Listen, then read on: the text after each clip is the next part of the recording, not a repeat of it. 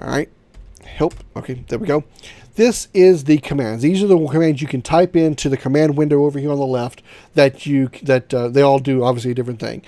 When you see the letter with the half parenthesis on it, that means you don't have to put in the full word. You can just put in that letter, and it will execute that command. That's why when I moved earlier, I just pressed M and put in the numbers, because that's move to quadrant or sector. You put M and then the numbers. That's all you need. Now, alternately, you could type in just the letter M or put in move and press enter, and a box will pop up asking you where you want to go, and you'd put in those 4 numbers that you want to go to, the same as you would the pink box. I just rather use M and put in the numbers because that's just a shorter way, quicker way of doing it. You press T to fire your torpedoes, L to fire your lasers, W to set your warp speed. Remember, you can set it up to warp 8, but it's best to just keep it. I usually go about level speed about 3 or 4. You don't go too much faster than that, because the higher your warp speed is, you'll get to locations faster, but you'll use up more energy to get there, and that's going to kick your ass in the long run. You can use the up arrow or down arrow on the keyboard to raise or lower your shields. You do have shields in this game. If you're next to a star base, like the one over at 8.5, you can press D to dock with it. You enter E for energy transfer. I've never really used that. I don't really know exactly what it does. R to a state of repair report. You can find out the status of different systems on your ship, and you can actually see how, if you set them to be repaired, it'll show you the repair progress. And what connects to that is the next one, F for fix systems. If there's a certain system you want them to focus on, you can press fix. It'll bring up a list of options as to what systems need repairing. You tell the game what system you want them to repair, and they're going to start working on it. Just that easy. A and the pound sign acknowledges the message. That'll just erase any messages on the right side of the screen, right above my head, right above where I am right now. Q quits the game. S is self-destruct. You press S, it'll ask you for your self-destruct password that you put in before you started the game. You have to put that password in order to actually initiate the self-destruct. Standard orbit around a planet. You have to find a planet and then orbit it. I'll go into detail about some of these in more detail when I actually do those commands. You have to orbit a planet before you can land on it. You actually have to type in land, and then you get a box that tells you how you want to land. And again, I'll go into detail when I get around to it. You do pick up items along the way. You can pick up items along the way, usually from landing on planets and stuff, and you can use those items to help your ship out. There are some enemies that use a specific weapon called, I believe it's a plasma bolt or something like that. There's an item that you can use, I believe it's called a plasma bolt shield, believe it or not, or plasma shield.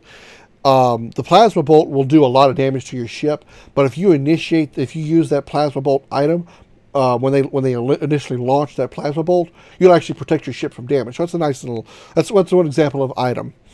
Hail a starbase. What that's for is if you're in an area and you press hail, and you're not. Let's just say, for example, that on the quadrant map up there, we didn't have a 1 next to in the sector we were in, or the quadrant we were in. If we want to find out where 1 is and we don't know for sure, we type in hail, and we might get a response. Like a starbase at quadrant 3-7 has acknowledged our hail, meaning that's where a starbase is. Even if we don't see one, we now know where 1 is. It'll be at 3-7. We can go to it. Ray is fire the death ray. That is a experimental weapon built just for this game, and it is it's a random chance of multiple things happening. Needless to say, when I played this game as a kid, I've used the death ray a few times, and even to this day, I still get chills because I'm scared of what it's going to do. Because what it does is what it's designed to do, when it works correctly, it'll even tell you, this is experimental technology, are you sure you want to use it? And if you go ahead and say yes, and it fires off, and it works like it's supposed to, all the enemies on the map will be destroyed. On the sector map will be destroyed. So if you're overwhelmed by enemies, use the death ray, you can kill all the enemies on the map in one blow, no matter what type of enemy it is. If it's the blue ships, if it's the red commanders, I think even the bases can get destroyed. I don't know about friendly bases, but all the enemies will be destroyed if it works. If it doesn't, some weird things can happen. It'll sometimes what it'll say is it'll go unstable, and you lose because your ship is destroyed. It'll just destroy your ship. I think there's times where it'll say something called misfire, and somehow or another it actually mutates your crew. And what makes it creepy is if you think about it, you've got mutants on your ship now. And what's funny about it is the view screen will sometimes change to something funny. It'll be like a smiley face or some kind of weird drawing or something. I guess because your mutant crew are now fucking with you and just putting weird shit on your main view screen. It's kind of funny for that little aspect. But it's kind of, for me, it always gives me chills every time. Even when I play this game today, when I was testing it earlier to make sure it was going to work, I fired off the death ray just for fun. And just seeing that the apparatus is going unstable and watching my ship explode just really gave me chills. I was like, ugh. It just bugs me. I don't know why. I guess the child nostalgia gets to me or something. And then obviously you have save game to disk. You can turn the sound on or off. I've already got it on. There's no music other than that little ditty you heard in the main menu. You can type in MSGS to pull up old messages, so the messages that appear on the right-hand side of the screen. Once you get a certain number of messages, the old ones will disappear. But if you want to go back and look at any old ones to see, like maybe to tell you whether there's a star base under attack or something, you can actually pull that up and look through the old messages, and that's where you'll be able to find it. You can type in info to display info on enemy ships. It'll give you probably how much health they have left. I actually haven't used that very often now that I think about it. I should use that more often to kind of get an idea of how much health they have. I think I've used it a few times before, and I don't really remember exactly how it works. It's been a while. And then you use the max command to divert maximum power to shields. I don't really know what that does. I've never used it because I haven't used all these commands before. Most of them, but not all of them. Okay. With that out of the way, let's go ahead and get to the game. I'll go ahead and go over the rest of the interface in just a second here, so I'll be right back. Okay, let me go over the rest of the interface here. I'll talk about the top of the screen. Let's go to the left of the screen, where you see a box that says lasers. Those are your lasers, are your main weapons. With lasers, you actually have to have enemies in the sector map in order to use your lasers, because they target for you automatically. They lock on and they fire automatically. What you would do is you would type in laser, and then a box will pop up. And again, I'll go over all that in a second. EFF and temp. EFF refers to efficiency. It's basically how much damage that the phasers have taken. The temp is obviously the temperature of the phasers or the lasers. The more you use them, obviously the hotter they get. And if they start to overheat, that's going to lower their efficiency, which means they're going to do less damage. So the hotter you see the 0 on the temperature, you see the entire gauge is blue. The more you fire it, the hotter it's going to get. When you get up to the 1,000 to 1,500 range, you're going to start overheating the lasers, and it's going to reduce your efficiency, which you're going to see under the EFF tab. That green bar will start to diminish, meaning you're going to be doing less damage. Even if you fire your lasers a lot, they won't be doing as much damage as you fired them in the same amount with full efficiency. Makes sense. Below that, in the pink box, that's your command box. That's where you tell the game or your ship to do whatever it is you want to do. Next to the main viewer, I've already gone over all that. There's nothing really special to look there. It's just kind of there. The lower left-hand corner is the plaque for the ship, U.S.S. Lexington, RCB 92, Department of Space. It used to actually say, I actually had a version one time before it got changed that actually said U.S.S. Enterprise, NCC 1701, had the logo of the United Federation of Planets there. It actually said United Federation of Planets at the bottom of the screen. But, Paramount and their trademarks and stuff. Then next to that, under System Status, these are those systems I was telling you about earlier under the repair and the fix functions. As you fly through space, on harder difficulties at least, I don't do it it doesn't happen very often on easy difficulty, but on harder difficulties, as you fly through space, certain systems will just stop working. I don't know what it is about this ship. Maybe they put it together in a hurry, or what the hell the problem is, but sometimes you'll be traveling, even if you're not getting attacked, the game just started, you haven't fought anything, you haven't been shot at, you go from one quadrant to another, and suddenly your life support is failing. What the fuck? I don't get what the hell's wrong with this ship. Why it's falling apart? Is this ship that fucking old? But then you'd use your repair or fix commands to repair those different systems. Then on the right hand side of the screen, that is your right next to, right above my head that you're seeing here is the message screen. As you receive commands or receive like feedback from your commands and stuff like that, you will get information over there. Like a moment earlier when I tried to move past the star and it says move blocked by object 3-1. Well, that's the kind of thing you get. The bottom of the screen, right, kind of in front of me, in front of my lovely face here. Yeah, I don't understand. You probably wish I wasn't in here. I know. Is the damage report. All you're going to get here is whenever you engage an enemy, whenever they fire back at you, it's going to tell you how much damage your shields or your hull took. It's so because again, I don't think I've ever been able to figure out how much health the ship has. The only indicator I've ever had of how much health I've got is the shield indicator at the top of the screen. Because when that's gone out, when that's go to 0, a couple more hits and I've died. So, I've seen like 300 unit hit to Lexington, 400 hit unit to Lexington, several times throughout a game, and the ship's fine. I haven't been blown up. It's always seems to have been just the shield indicator. So, but anyway. And your shields will absorb some damage. You'll see like shields absorb 300 hit from Mongol at certain sector, and then it'll show unit hit to. If it says shields absorbed, that means your ship didn't take the hit. The hit, obviously, your shields did. If it says such and such number unit hit to Lexington, it actually hit your hull, from what I understand. Okay. Also, if you're curious as to figure out where you are in connection to the quadrant map and the sector map here, on the pink map you hear it says Quad 76 Sector 41. So we're in the Quadrant 76, as we know, like I said earlier, and we're in Sector 41. That's obvious. Okay. Whenever you raise or lower your shield, you can either use shields up, the command, to raise your shield, or SHDN to lower your shields, or the quicker way is to use the arrow keys like we saw on the map, up to raise your shields, and when your shields go up, as you can see, your icon turns yellow. Also, you might notice, I believe you raise and lower your shields, you see your energy bar depleting.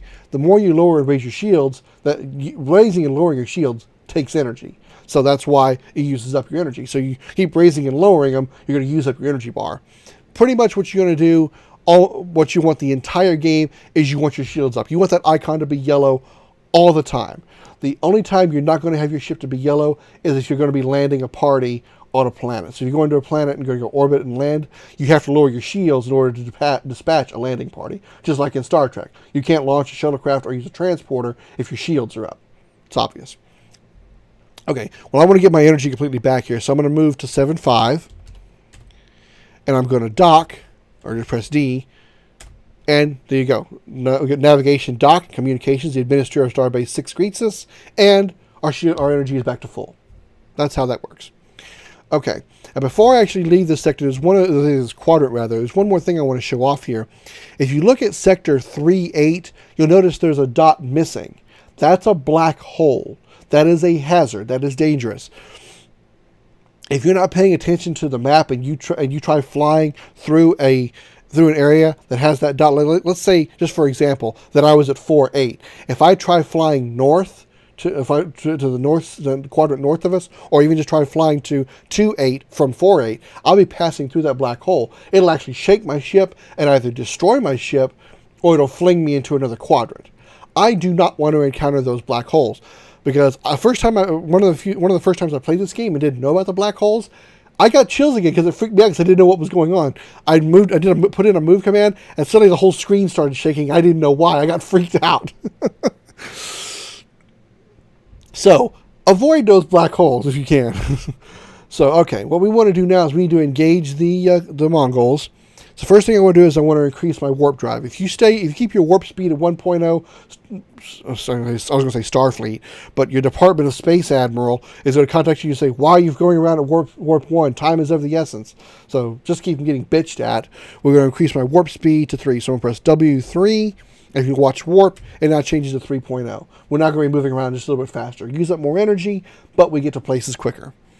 Now, with that done, we're ready to engage the enemy, so we need to move to a sector where there are enemies.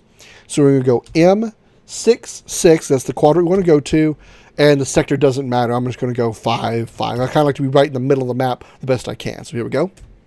We're engaging the warp drive. You see the little main viewer showing that off there. And you hear that sound booting, and you see in the upper right, or the middle upper part of the screen, you'll see the red alert. we're at red alert now because there's an enemy. Obviously. We're now in Sector 6-6, you can see. Anytime you enter a quadrant, I'm sorry.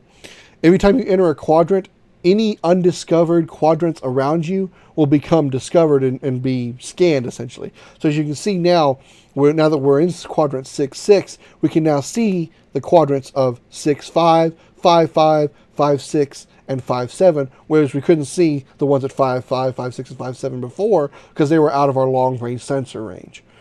So, okay. Now I see at the bottom right of the screen, right next to me, it says shields absorb 142 unit hit from 2-1. You probably don't see that much of it, but that's what it says. That means that means the enemy at 2-1, the blue Klingon or Mongol, I'm sorry, fired and hit us for 142 damage, but our shields absorbed it all, so we didn't take any damage. Let's type in info here and see what we can find out. Mongol battleship at Sector 2-1, range 500, which means he's 1, 2, 3, 4. I wonder how it measures that. 1, 2, 3, 4. I wonder how it measures that. I don't know what the range means. Bearing 143.13, so that's not really important. Shields are what's important. Obviously, he's 100% shields because he hadn't taken any damage yet. He's the only ship out here, so we can look around at other ships if there were other ones up here, but we can't. So let's go ahead and attack him. Let's start with the laser. So you type in laser, or you just type in L if you want. I usually put the whole thing in there. Laser. Amount to fire at 2-1.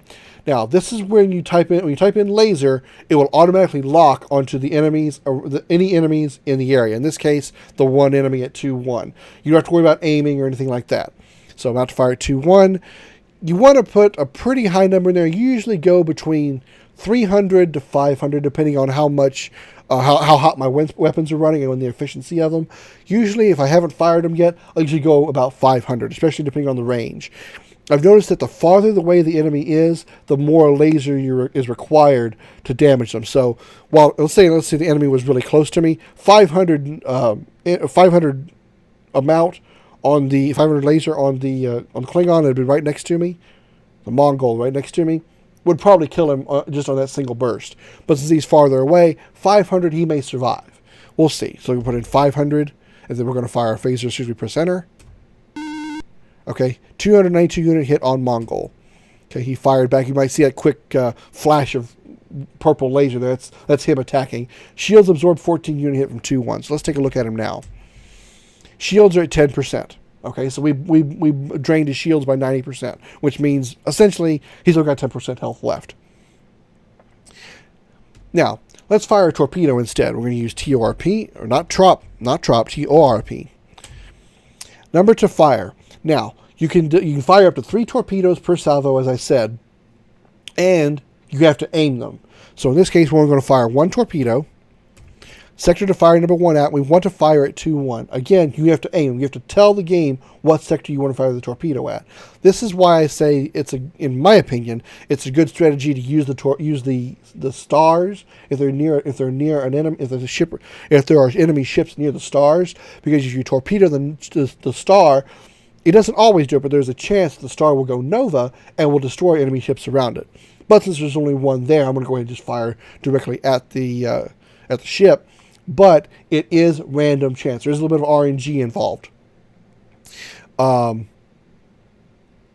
also noticed it seems like the farther away the ship is, the less likely your torpedoes will hit. So this might miss, but I'm going to tell it to fire at 2-1 because that's where he's located. Torpedo away. We hit him and we hit him and we destroyed him. So that's good.